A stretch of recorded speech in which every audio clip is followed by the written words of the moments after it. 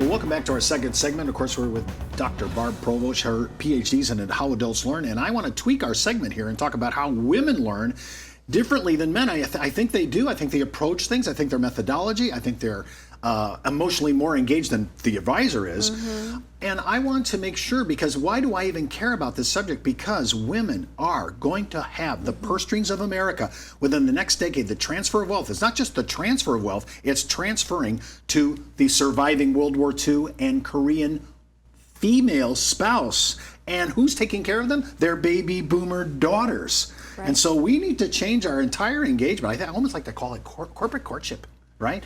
So talk to me about, how do they hear us? How do they learn? What's the way to go on this?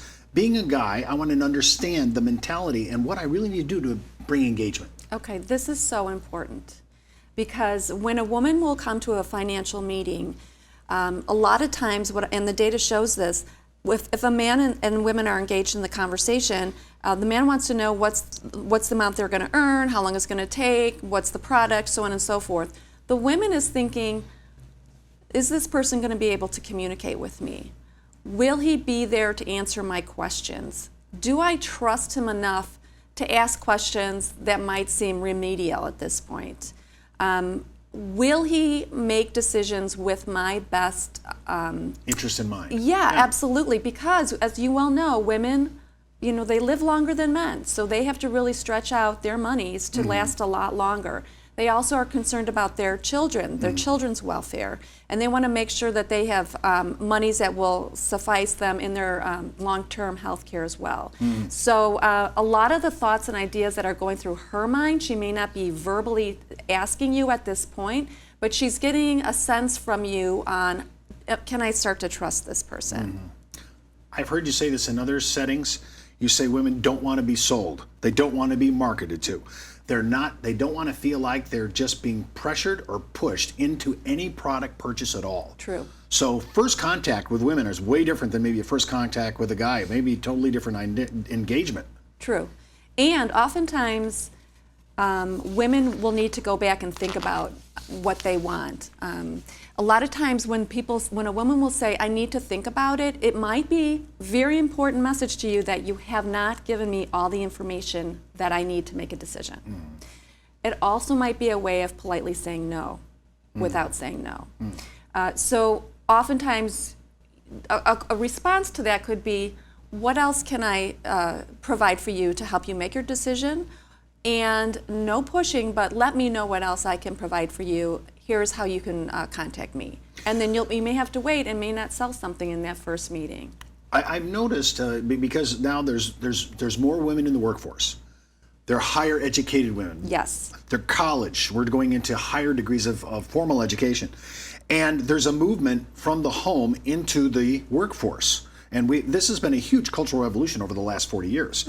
So we know that this is happening, but I've noticed that women are much more focused on the domestic front of home expenses, debt, paying off mortgage, job security. I mean, not necessarily retirement. Right. They're kind of in the now, not in the future. Yes. And that's important too, because the data shows, like you're saying, the number of women with their college degrees has tripled. There's a lot more women in the workforce. There's a lot more women running single households with the increase of divorce, and our whole household makeup is changing. So women need to plan more than ever before for their retirement, because they're going to live longer and they have less money to stretch over those years, because oftentimes they're out of the workforce.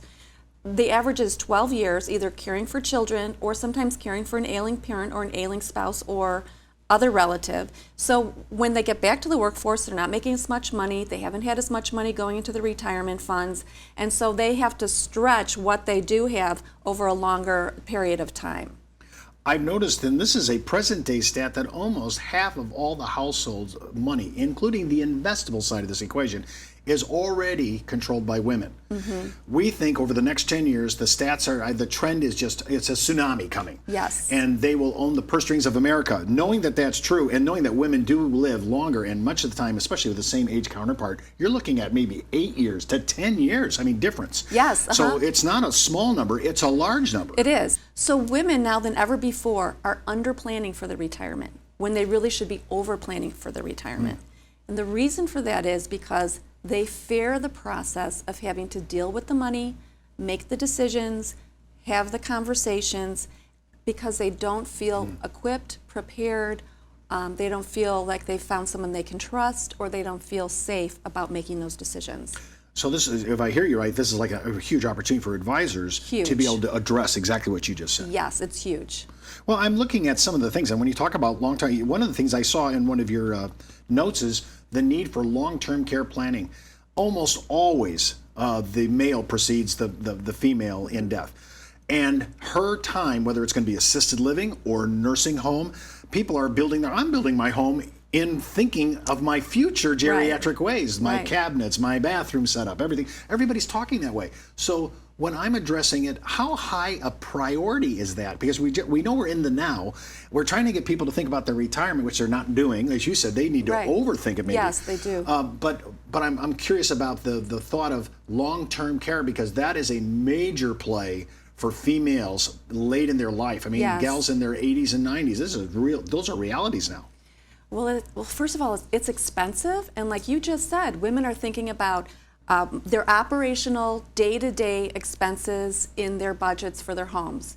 They're thinking about paying off any debt, paying off their mortgage, still providing for their children, their children's education. So they're thinking about the here and now, keeping the functions running in the household.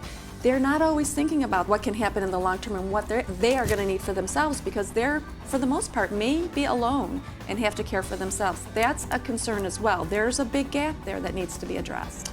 Well, this is our introduction all this week on what women want from advisors. And that's all the time we have for today. Remember, before moving forward with any of the ideas on the show, always consult your tax advisor, legal counsel, or your broker-dealer compliance officer.